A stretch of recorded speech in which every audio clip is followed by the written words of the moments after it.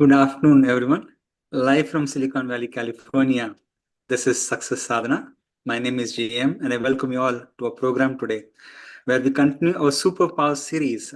Today is series session number 3. And really happy to be back after the winter break. I'm sure you all got some good time off with friends and families and recharge, and looking forward to another exciting and fruitful year. So I'm very grateful that Vaish has joined us back from his India retreat and would lead us through our topic, Simplicity, the Path to Purity today. Thanks so much, Vaish. Welcome back to Success Sadhana. Oh, thank you very much, Jay. I'm really happy to be back here. I've been missing this group here and being together for these topics, and maybe it's a good time to talk about simplicity after the holidays. And who would have thought that simplicity could be a superpower? That's very interesting. When you said it, I thought about it. Oftentimes we think of a superpower as being some kind of physical strength or super intelligence through which we are able to manipulate things. But simplicity almost seems the opposite, doesn't it? In a way that means that we pare down and we try to find the essence of things and uncomplicate our lives. That's one of the ways of talking about it. But I'm very interested in the topic today. It's something that I'm noticing requires attention and practice. And the rewards, however, are instantaneous. There's a way in which I've been getting rid of a lot of stuff. As one of my friends had described that, oh, you're in the youth of old age now. So it's sort of an era I'm preparing for of going through geological levels of stuff that have accumulated over years and excavating them and then moving out the things that aren't so important. And I find there's an instant gratification for doing that, in that it clears my mind and allows me to feel satisfied with whatever I do have. Because sometimes when there's too much, then it becomes a competition to see which thing will satisfy me the most, and there's too many. Also, as we've talked about on this forum many times, focus is nectar. When we're able to feel focused on a worthy cause without distraction to other things, isn't it, everyone? Isn't there a sense of feeling peaceful? Even if you're doing work, yeah. So simplicity, it's talked about here and there, and it's actually a popular topic because I think that everyone gravitates towards the idea of, oh, how could I simplify my life?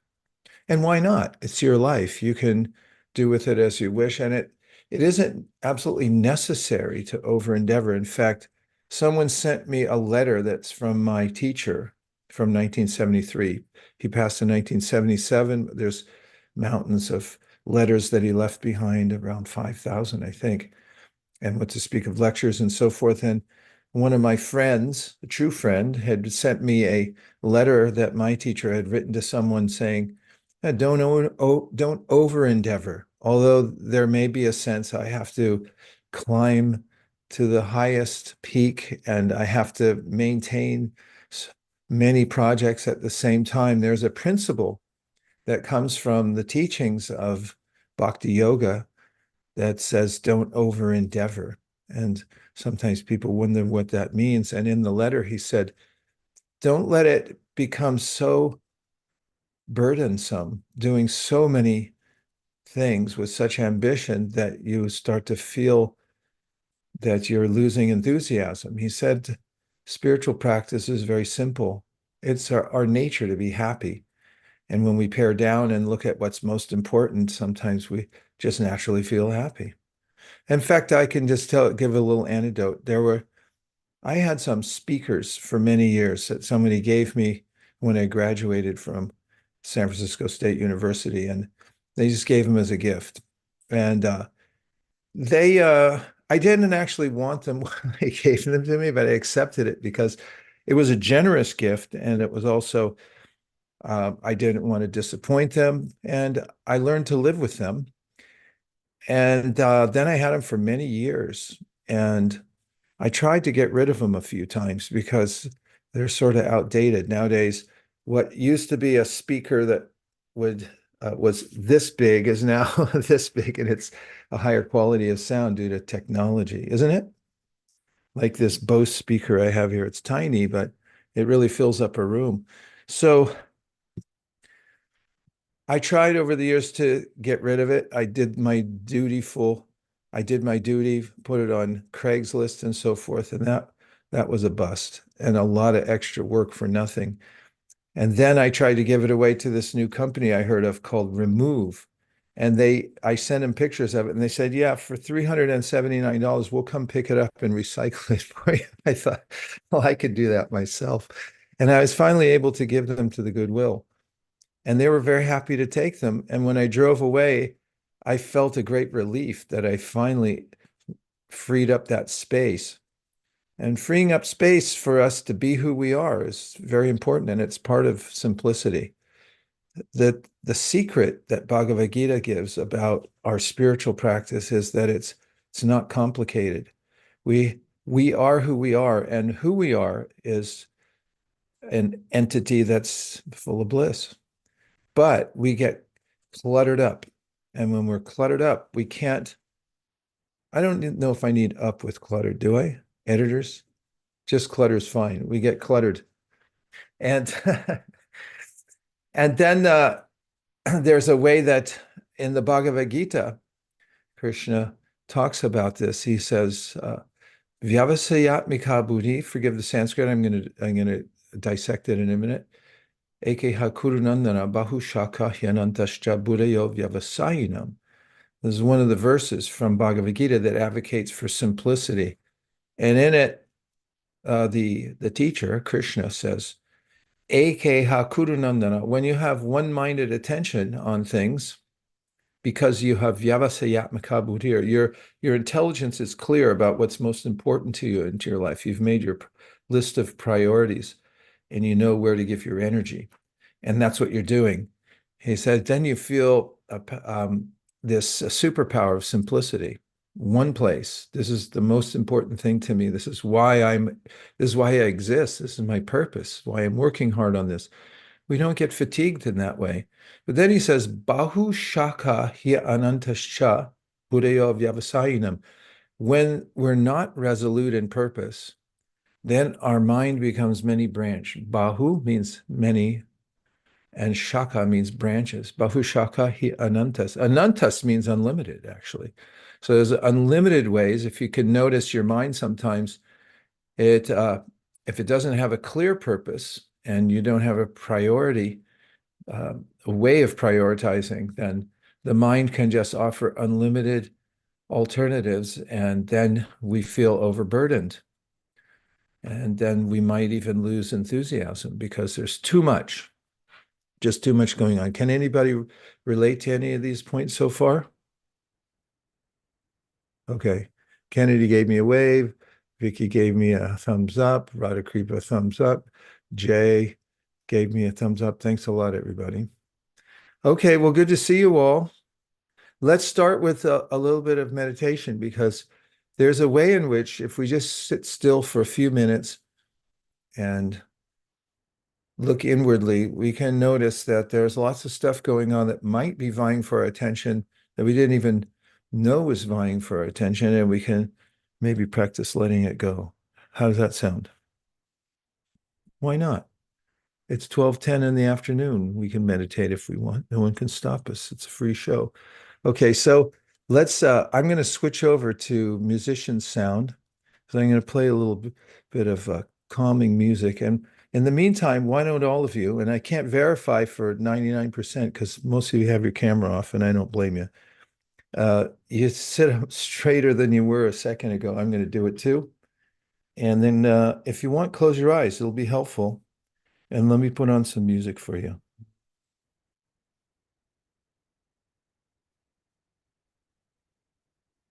Okay.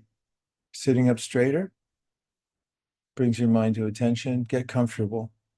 Close your eyes and bring your attention to your breath.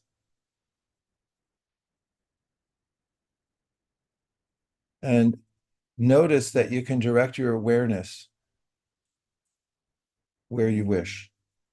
So right now, even if you are not used to this, bring your attention, your awareness to your breath, and just notice that you can breathe. And it feels good to breathe, and notice that it feels good to breathe. And that's a simple joy in life, is just breathing.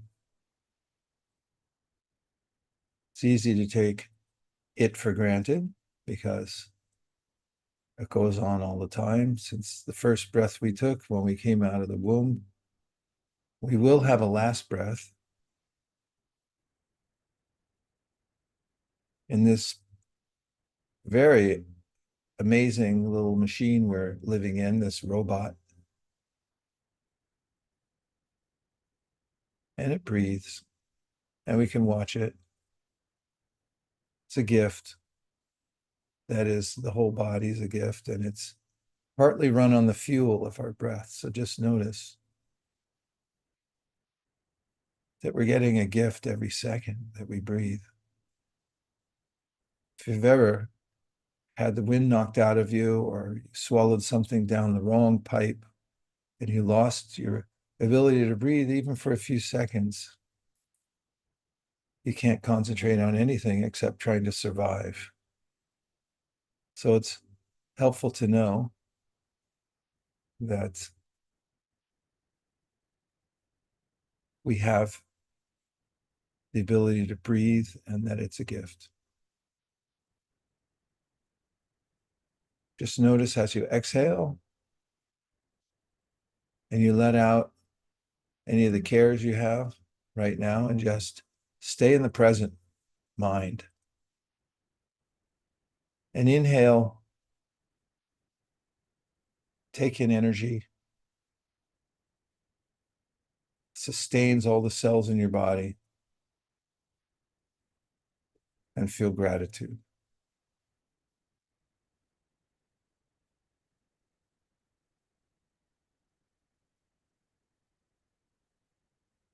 And just notice the simplicity of the present moment.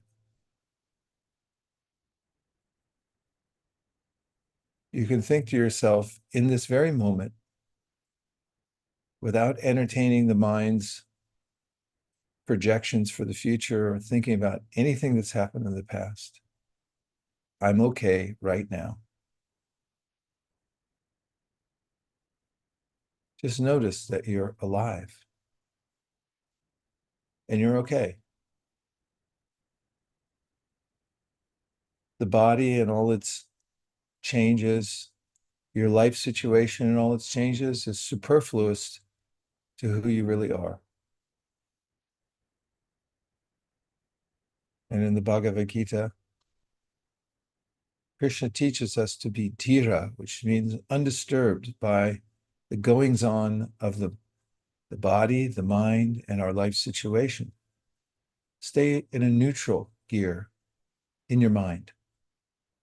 You may expertly deal with your body, your life, but internally stay in neutral. And observe, just watch and see. I'm always okay. I'm always in the present moment.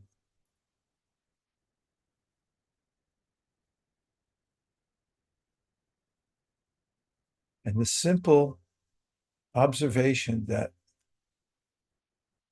I'm conscious and that I could direct my consciousness wherever I want, and that I'm okay in the present moment. All of these go to the principle of simplicity.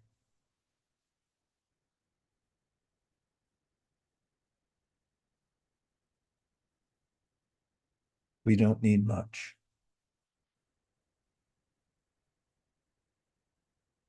And just as you exhale, Let out any of the energy through your breath that might have been troubling you, and let it dissipate into the environment and take a different shape, leaving you feeling okay in this moment, just the way you are.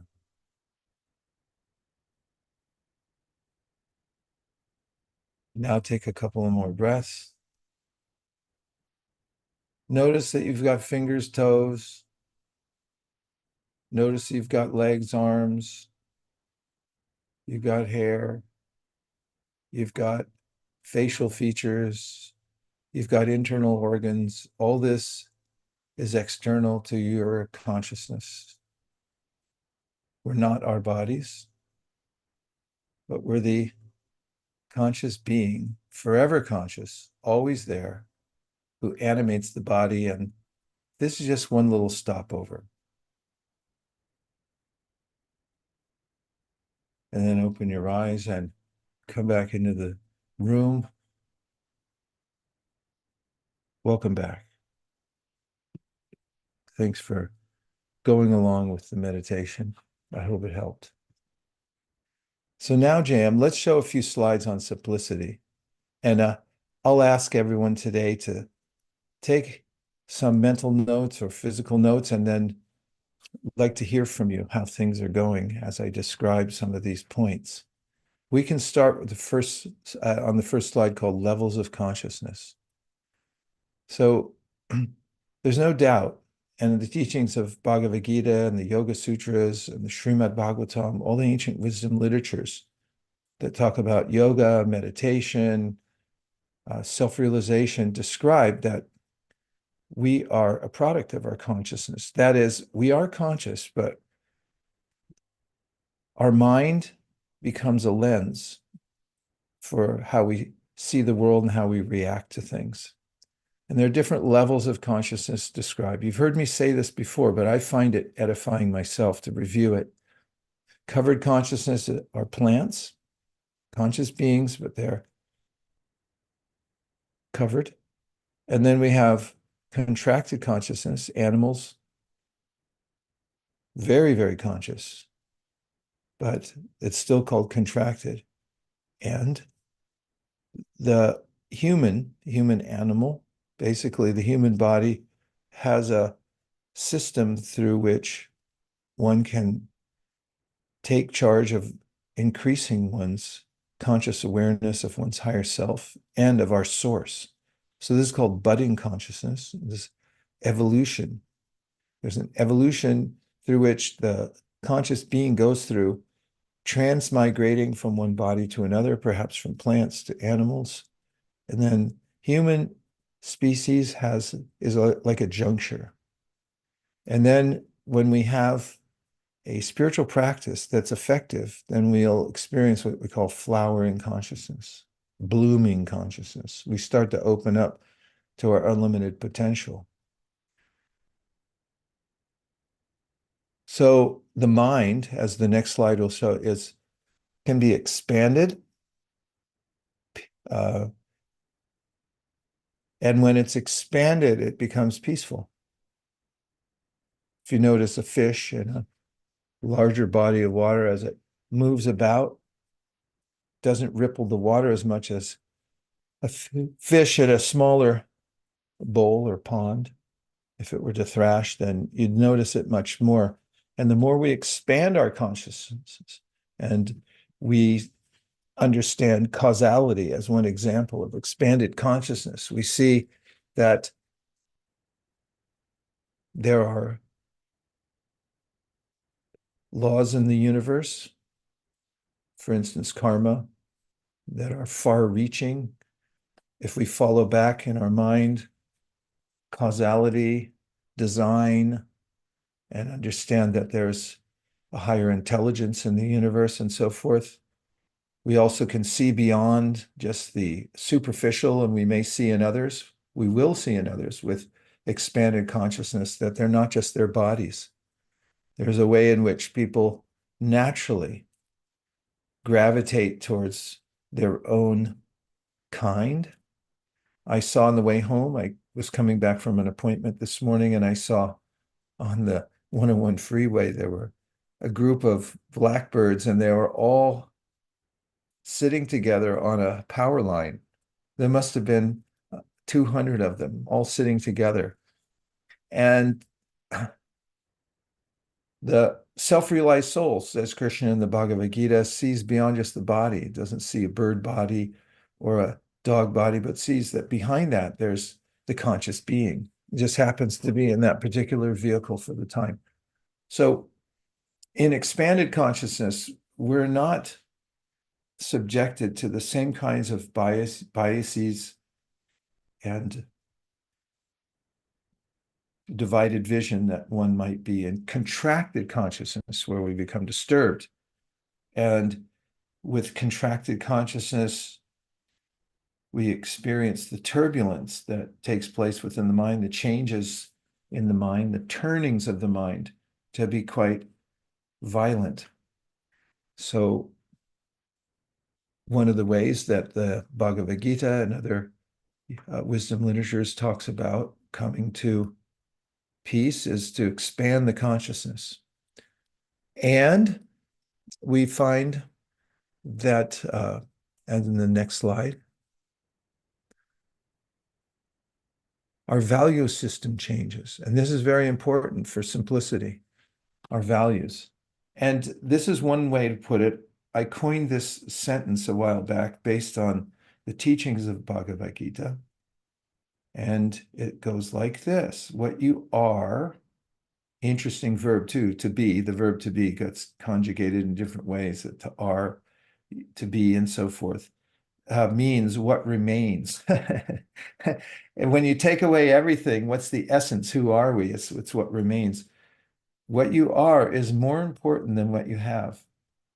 So in simplicity, there's an understanding that who I am as a conscious being, we sort of look at that one on the left-hand side. There's a light within somebody's head there. We are beings of light. We're born of consciousness. We're born of nectar, some of the ancient poems say, and we should be swimming in nectar. And what we are is very significant, but we're not our body. The body is superfluous. What to speak of what we have, those things around us. You look at that big house, it's not a house, that's a mansion. And can you be as satisfied in a small dwelling, for instance, sleeping under a tree, as you could be in that mansion? Is that even possible? What if you had a little tent and you just lived in a tent compared to living in that big mansion? It's not possible that you could be happy in a tent or happier in a tent compared to living in that mansion, right? Right, everybody? Jay, put it back on the full screen. I want to see any reactions. Work with me, people. I need reactions here. You can use emojis if you don't want to speak up. You can't be happy in a smaller dwelling like a tent compared to living in a mansion, right? Mostly. Raj Mohan, go ahead. Mostly that is the case. But when there are times where you want to be having time just for yourself, be in the nature. For example, a camping trip to a national park.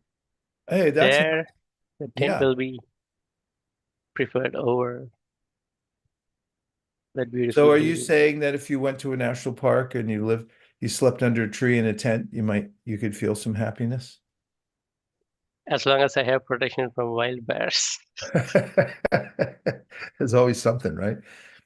Yeah, and the comparison's sake, it's not as it may be. I think you're saying it's not necessarily the external dwelling that we live in, right? It's more of our consciousness. And the idea I may have is I have to be in a particular place to be happy. It has to be big, or maybe even somebody might think I can only be happy if I live out in nature. But one of the points that Krishna makes in the Bhagavad Gita is if you evolve your consciousness, if you have blooming consciousness, you can be happy in either place. A person who is using a large dwelling in service compared to somebody who's living in a small dwelling, but they're not oriented towards service or higher consciousness, they can be miserable in a small dwelling. So it's not about small or big, but it's about our consciousness. Agree or disagree? Agree means thumbs up. Anybody can leave an emoji, and disagree. I don't know what you have on the emoji list there, but if you disagree, give me, I don't know, a thumbs down. Do they even allow that on Zoom? I'm getting a lot of love here. Thanks a lot, you guys. I'm feeling enlivened now. Okay. We've got a few things coming on chat as well. Yeah, let's hear the chat. Let's start talking, everybody. Let's talk. Go ahead. Monica says, smaller dwelling, yes. Tent, nope. You know, Monica, at one point when I was studying and I got really stressed out, my wife said, why don't you just go on a camping trip? And I went by myself. I drove up the coast and I stopped in campgrounds. That's why it resonated with me when somebody said that, when Raj Mohan mentioned I was going to national parks. And it was such a relief to feel that just living in a simple tent, although I know my wife doesn't like to sleep in a tent. I felt satisfied. I connected again with, for instance, before the sun came up or was even showing at all in the sky, the birds started chirping. And I thought, how do you guys know? And I realized that they were more tuned in than I was. And I was thinking, not necessarily the birds are happier, but I'm just thinking that there's a lot I'm missing. And when I got in that situation, I realized that happiness isn't just achieving things, but it's also learning to be and realize the subtleties in the world and in oneself. What else we got there, JM? Thanks a lot, Monica. Teresa says, I need modern conveniences. Well, then you'd like glamping. You know about glamping? I just found out about it a few years ago. It's campgrounds that have modern conveniences. And I remember in Yosemite, my grandmother used to like to go to the Awani Inn. It's a really fancy hotel in Yosemite. That was her nature. So that's available. Haha. Go ahead, Jam. Teresa gives a thumbs up. And then Sudesh says, when I think of cleaning the place, small is better. Well, that's a nice point because there's a way in which when we get more stuff, we have to maintain it. Of course, we know there's a hierarchy of needs. And there's a sense that most people have, you have to have some of the basics in order to feel that you're protected. And somebody mentioned that earlier, Raj Mohan, protected from bears and so forth.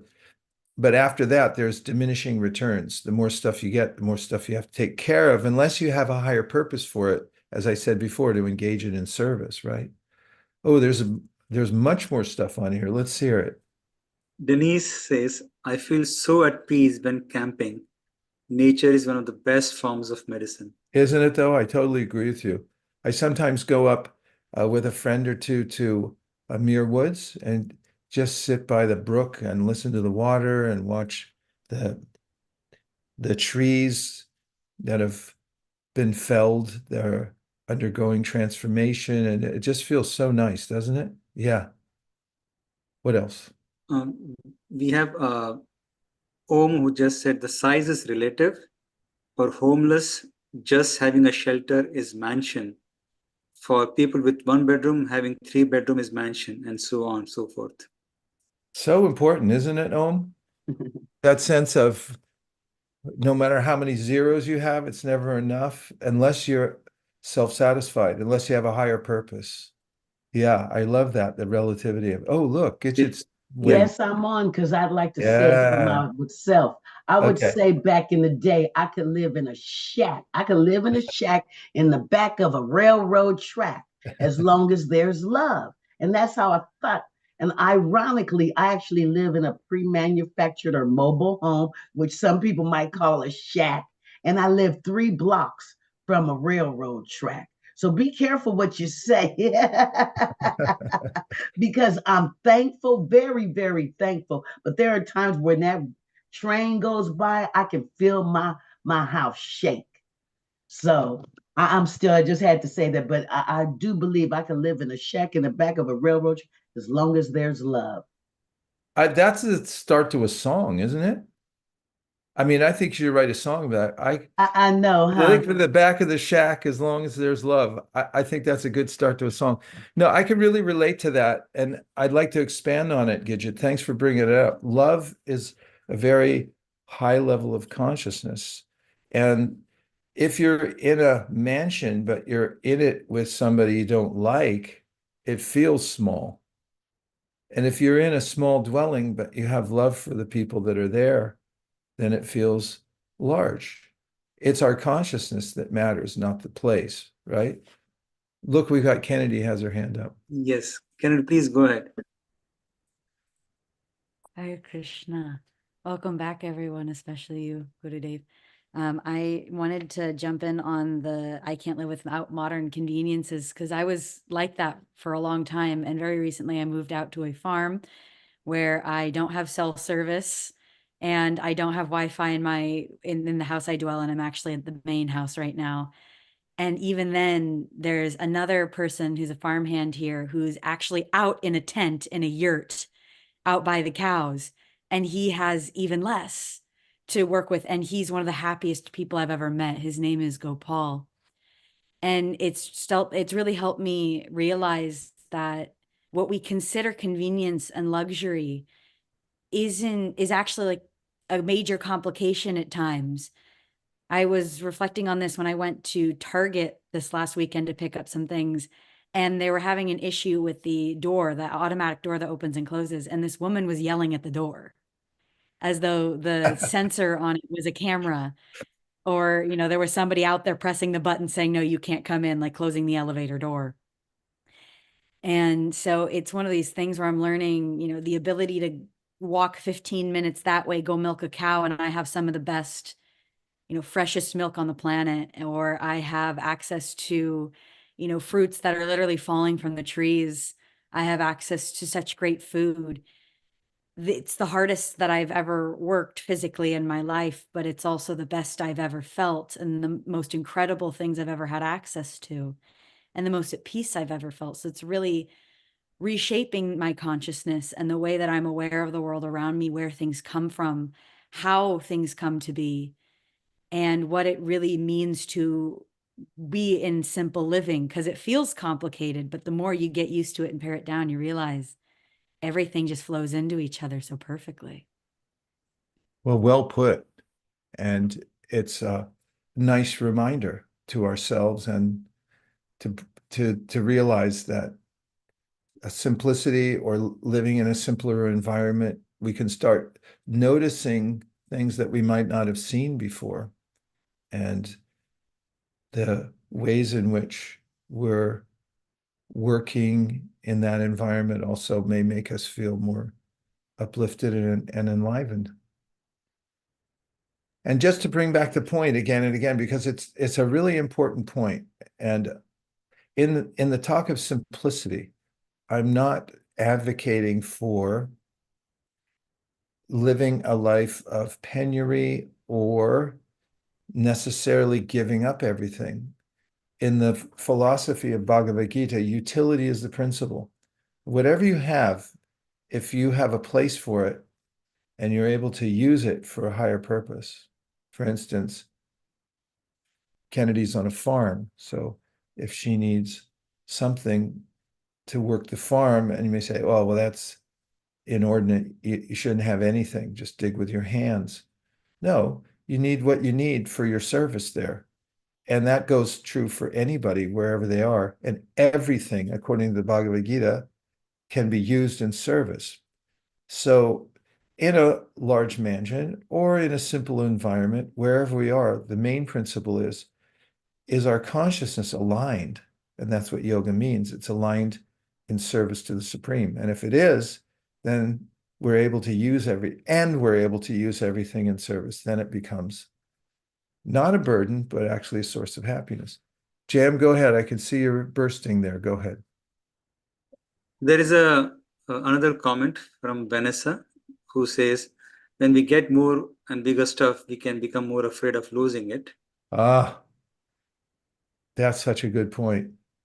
And that's one of the burdens that we may not even realize. So many things we have, and for instance, anything you get, you have to have insurance for, and then you have to pay for the insurance. I mean, there's an ever increasing sense of burden and loss. Go ahead. Monica said, I visited ISKCON Murari Sevaka in Tennessee last weekend, and it's a lovely, much simpler and smaller place, way out in the country than ISKCON Phoenix, but the feeling inside is the same. Interesting. Feeling inside is the same because it's due to the consciousness of the people there, right? Yes. Radha says, in my childhood, best sleep probably I ever had was under the shady trees without any mat in the open farm field during hot summer after working the scorching heat for hours. More options is equal to agitated mind. That also sounds like the start to a book. You should write a book about your days on the farm. Very beautiful description.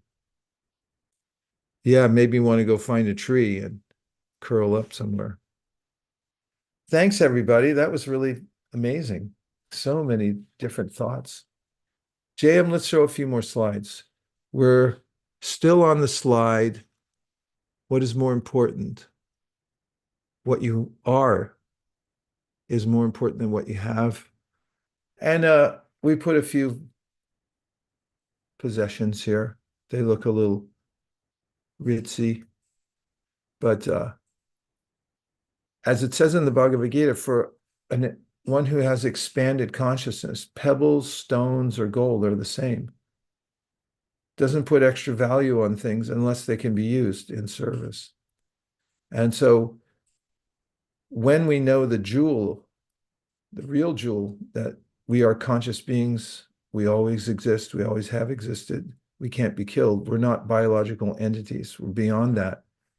When we see that, then we have such value in just being that everything else that's around us can be used in service, and if not, then it becomes a burden. Okay, let's see. Happy human, overburdened. Next one. Happy human. Ha ha ha. Next one. Happy human, master of the mind and senses. In fact, this is one of the main points of the Bhagavad Gita. Raga dvesho vimuktaistu vishayan indriyaischaran atmavashera videyatma prasadam arigashati. There's a way in which when we learn to master our own mind and senses, that is to simplify and be satisfied with what we are, not with what we have. And master of the mind and senses means that we're not controlled by the mind and we're not controlled by the senses. Rather, from our higher perspective, we see the mind and senses as instruments to engage in service.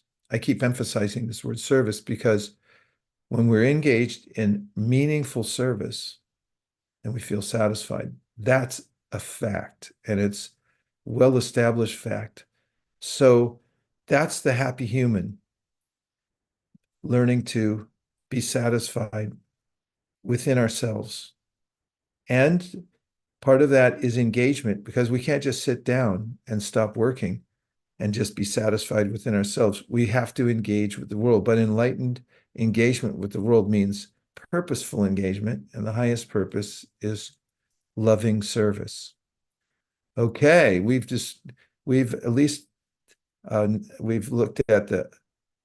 questioned what is really a happy human, and we've talked about the preliminary stages of real happiness. And now, my favorite emblem and my new logo I just created called Live Like a Lotus. I have an artist rendition of the lotus in watercolor, because this is a way that there's simple beauty that would be compared to our higher self, the Atma, the self that we are, a self-luminous part of the whole. Just like a molecule of sunshine is a part of the sunshine, but it's a small part. But when it's in resonance with the rest, I suppose a better word, because that resonance deals with sound, but when it's working together with the whole sun illuminating, that's its job. And it feels whole and satisfied as part of the whole and in service to the whole. So the lotus flower has certain characteristics. You've heard me say it ad nauseum, and that is that it grows out of the mud. It lives in the water, but it's never touched by the mud or the water. Similarly, we live in the world, and although we're a different category of energy, when we're in spiritual consciousness, then we're not touched by it. So one of the ways, very practical ways of doing that, is to systematically eliminate clutter inside and out. Let's talk about that. So how do we eliminate clutter? It sounds like a good project, doesn't it, everybody? Say yes. Everything we have is on loan. That's one thing to start with. Whatever we have is loaned to us. If you think of your car, it's an Uber. It's not yours. It might partially belong to the bank anyway. Your house, okay, say, oh, it's mine. No, you don't get to keep it. It's an Airbnb. The body, what about your body? You get to keep it? No. No, you do not. You don't get to keep this body. You got to keep that in mind. Some people's minds shut off when you start thinking about, oh, I'm not my body. And it's like, yeah, but I want to be my body and I want to keep my body forever. There are lots of movements that if you just eat superfoods and keep your feet in the earth and get enough sunshine, you won't die. That's not true. You still will. You live healthier, probably, but you still have to give up the body. And it's, I hate to say it like this, but it's not that big a thing. I mean, it happens to everybody.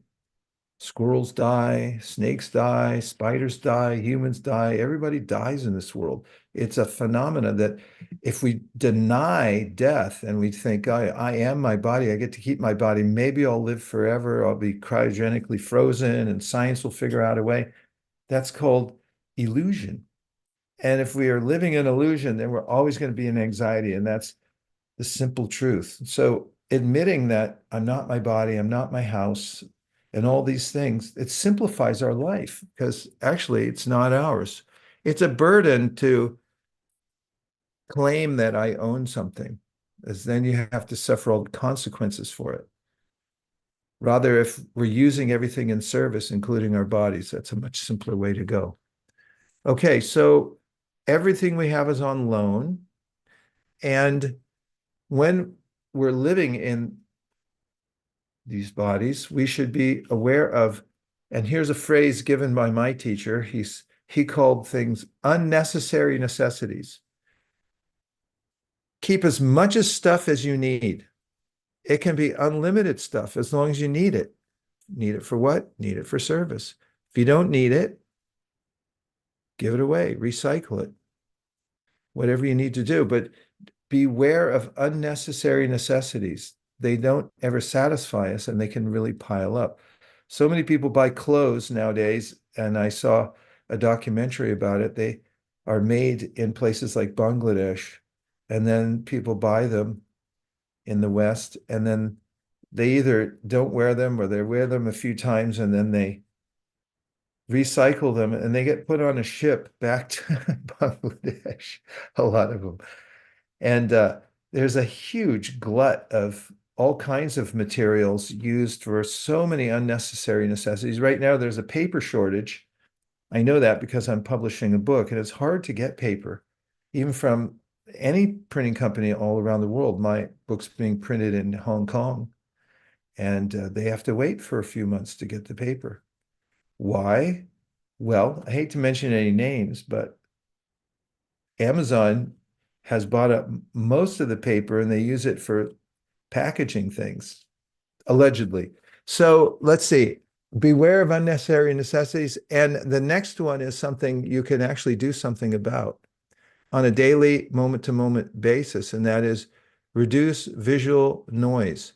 Visual noise is a term coined by those who are professional organizers. I know because I once hired one. I've done it a few times, actually. The first time I got this revelation, she told me, oh, see that thing over there? Do you use it? Do you need it? Do you even know it's there? I said, I don't even notice it anymore. And she said, it's visual noise. And it's such a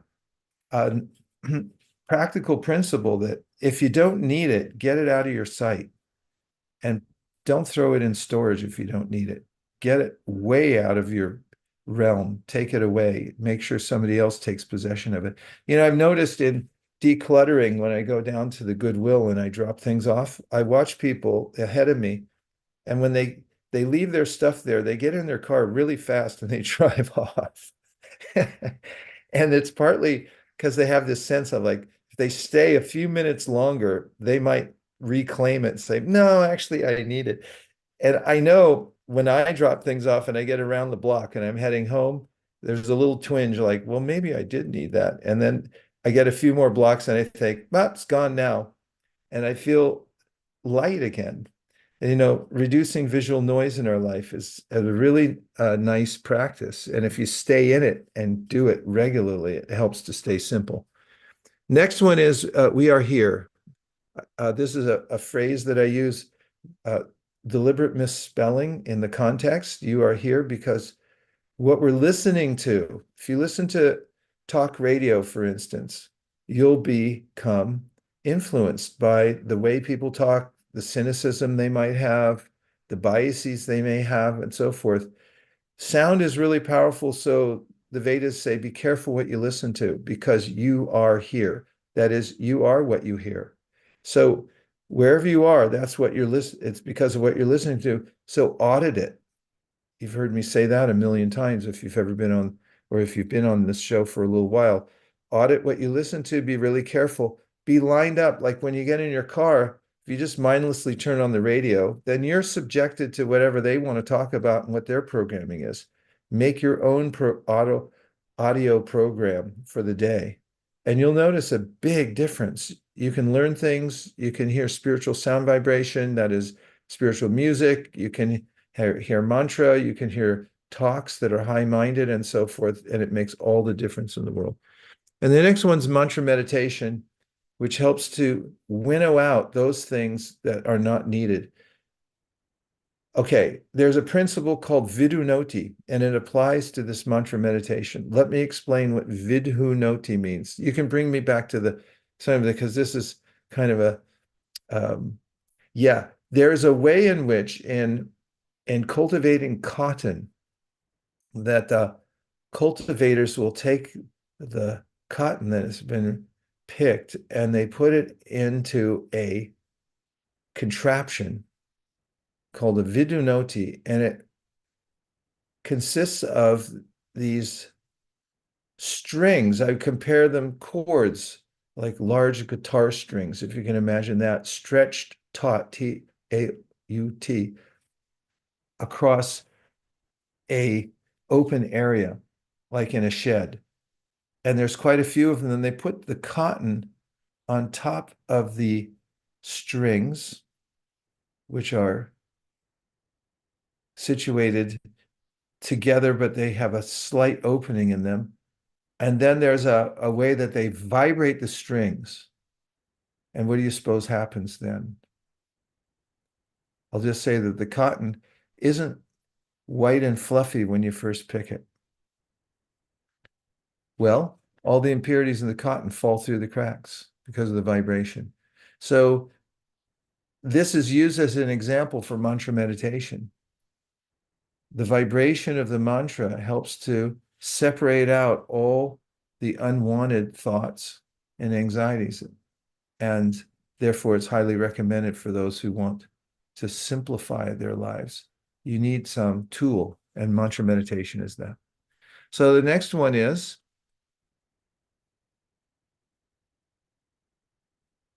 a comment, I suppose, on mental noise. And here's a technique which was given by Stephen Covey to get rid of mental noise. Anybody ever have mental noise? You ever listen to it? Yeah, Teresa said yes. Okay, let's look at this. You may have seen this chart, but I recommend revisiting this moment to moment. Learn this and make it a mental habit. So we have our circle of influence and our circle of concern, simplifying the way the world is within our minds. And our circle of influence are things we can actually do something about. We can affect change. And outside that circle is called our circle of concern. And that red area is unlimited. It can grow unlimitedly. You can worry about an infinite number of circumstances that you can't do anything about. And actually, if I were to make this chart, I would have made the circle of influence much smaller. It doesn't mean it's less important. It just means it's smaller. And when a disturbing thought comes up, and we'll put it under the category of mental clutter, mental noise, then you can categorize it and say, is it part of my circle of influence? Does it belong here in this category? And if there's nothing you can do about it, feel free to put it into orbit in the circle of concern. Just let it go. You can't do anything about it anyway. Is that practical? What a loaded question. Okay, the next one's a story of the little monk. So this little monk, I know him personally. This little monk lived by the riverside, and he was very happy as a monk, meditating every day.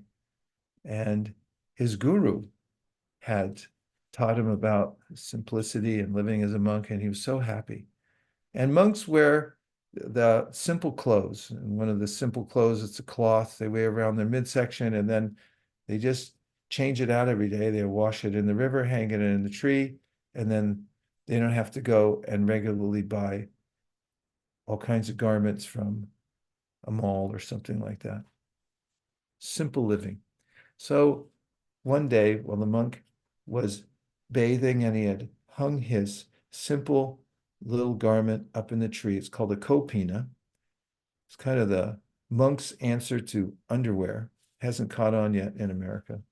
And a little mouse came and started chewing on it.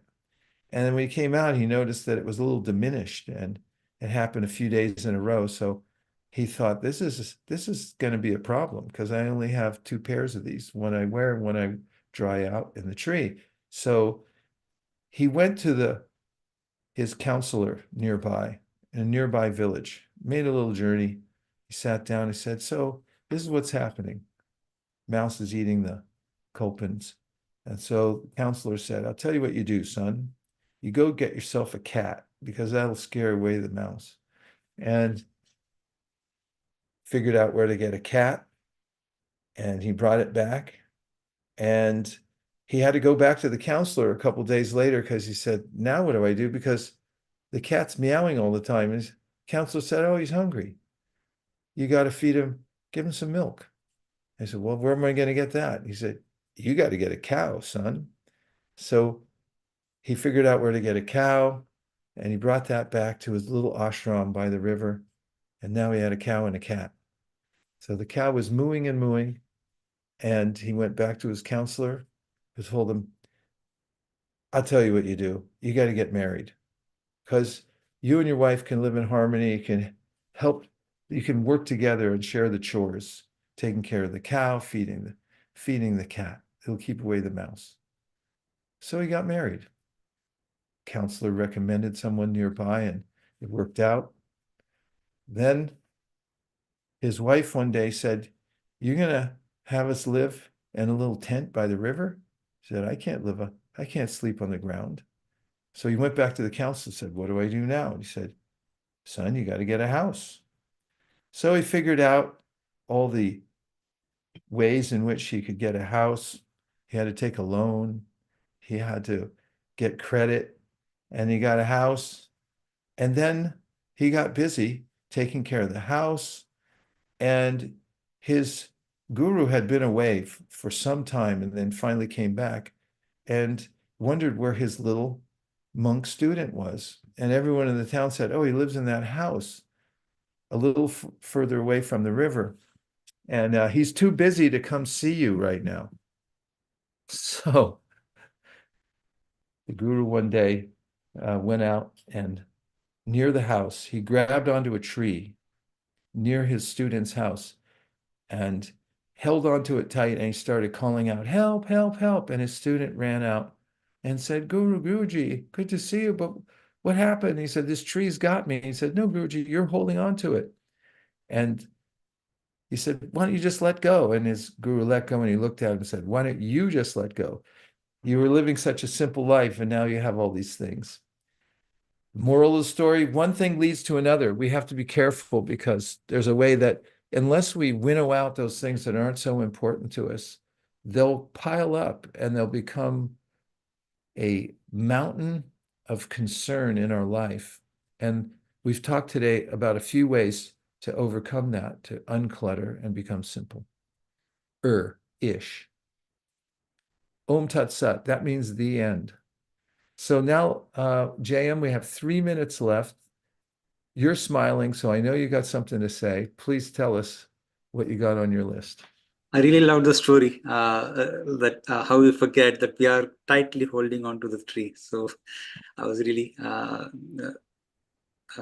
reawakened by that thought.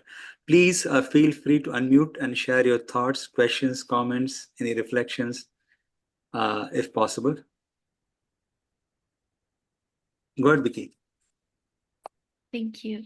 On the topic of over-endeavoring and what was mentioned earlier, being Dira, I was really touched by that purport where it says that the Stita Dhir Muni, instead of being agitated by what's happening around them, they can agitate the mind and use their intelligence in service as someone who has mastered the mind and senses. And I was reading a quote by Srila Prabhupada that said that there are 4 classes of men: the lazy intelligent first,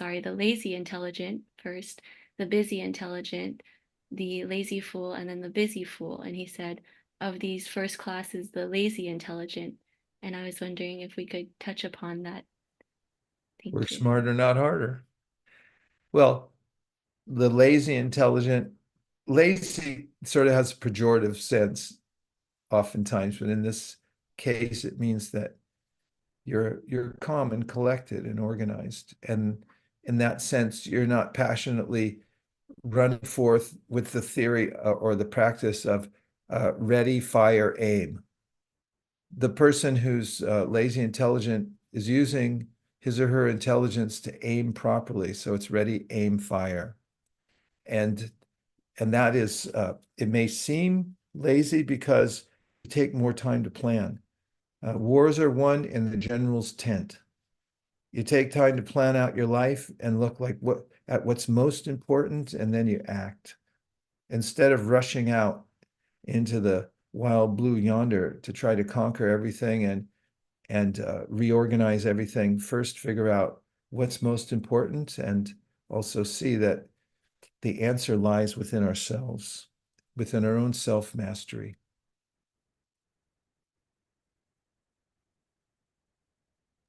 Thank you.